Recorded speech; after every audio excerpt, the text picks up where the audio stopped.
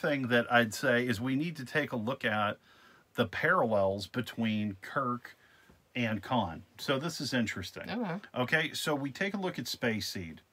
They wake up these supermen, okay? Khan seduces a member of the Enterprise. Well, he doesn't have to work very hard. No, she likes him. MacGyver's is into him before he's even awake. Yeah. She's like the ship's historian, and they find like these people, and before like they've even pulled him out of his cryo sleep chamber or whatever, she's already like drooling.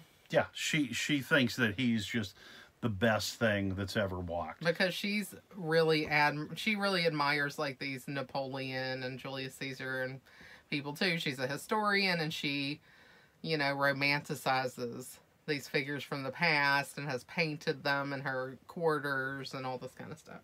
Yeah.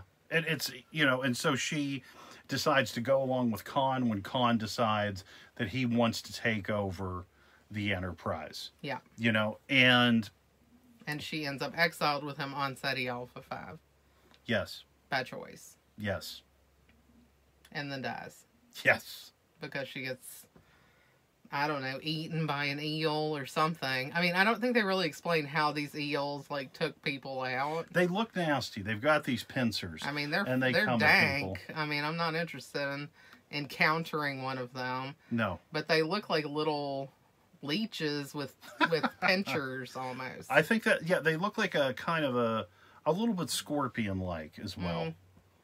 I see that, yeah. So what I'm saying is with Khan and Kirk, what they have in common, okay, is both of them, it's like the other side of the coin. So Khan loses, we'll say, the love of his life, okay? He loses her, MacGyver's. Right? Yeah, is it MacGyver? It's MacGyver's. Okay, he loses... Well, that's how they say it. Yeah, it always looks like MacGyver's, but that's another story. Yeah. Anyway, so he loses MacGyver's, which is the love of his life, right? And Kirk had also lost the love of his life. I mean, I don't know, maybe I'm going too far with that. With Carol Marcus. I mean, I think that we're presented in this movie as her kind of being, like, the big love of his life. Yes. Although, I have to say that, like, it felt like every other episode of Star Trek, the original series, we were meeting, like, another great love of Kirk's life. Makes sense. So, I mean, we have that, and then we also have... we'll call it the Dominic Toretto factor, family.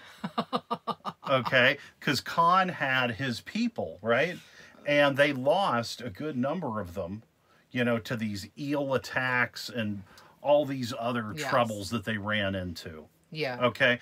But he's with his team the whole time. And in the film, it's really tit for tat, with us seeing, a member of Khan's group being hurt or killed, and then we go on to the Enterprise, and we see that there. Yeah. And so it's like both of them have this family that they're really connected to. Yeah. And so Khan is... And they're the leader, too. Yes. Yeah. Yes. And so it's like... And then you have Khan... It's like he has this mission just to take down Kirk at all costs.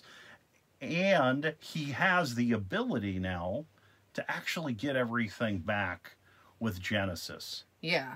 So it's like, and then it's like Kirk, in the way the film presents it, has the way to come back, be the father, right? Be the husband. So he gets that complete picture, right? And he really embraces the crew as his family because he hasn't seen them for a while. He's been at a desk job. Yeah. But what happens? He loses Spock. So he loses that big piece. But we know, because we know the next movie, that Spock's going to be coming back. Yeah. But I guess in a very long-winded way, what I'm trying to say is both of these guys have everything on the line in this. Yeah, and they are very similar in, like, their commitment to, kind of giving 100% on everything. And they're very impulsive. They're very impulsive. They're both intense people. Mm-hmm. They're very decisive. Yes. I mean, personality-wise, you're right. They're very similar in a lot of ways. I think Kirk can be a lot more thoughtful. And even though Kirk definitely has an ego, I think that it can't compare to Khan's. I mean, Khan's ego is absolutely out of control. Well, and then let's not forget a huge piece. Kirk is live and let live. Khan is live and let die. Yeah. Because in the Space Seed episode, okay, when Khan tries to take over, he tries to kill Kirk. Yeah. And they stop this uprising, and they exile. Yeah. They don't kill him. Yeah, Kirk doesn't kill him.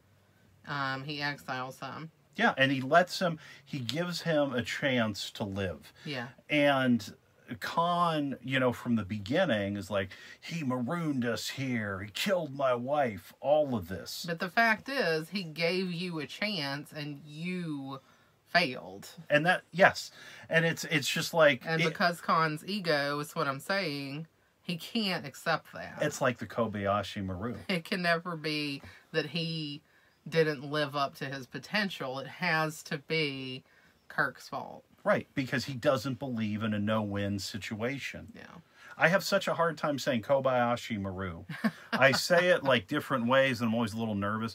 Kobayashi Maru. Kobayashi Maru, yeah. Kobayashi Maru. I think when we listen back, that said it different a few times.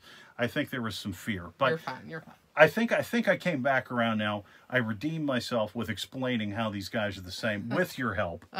Yeah. No, it's good, it's good.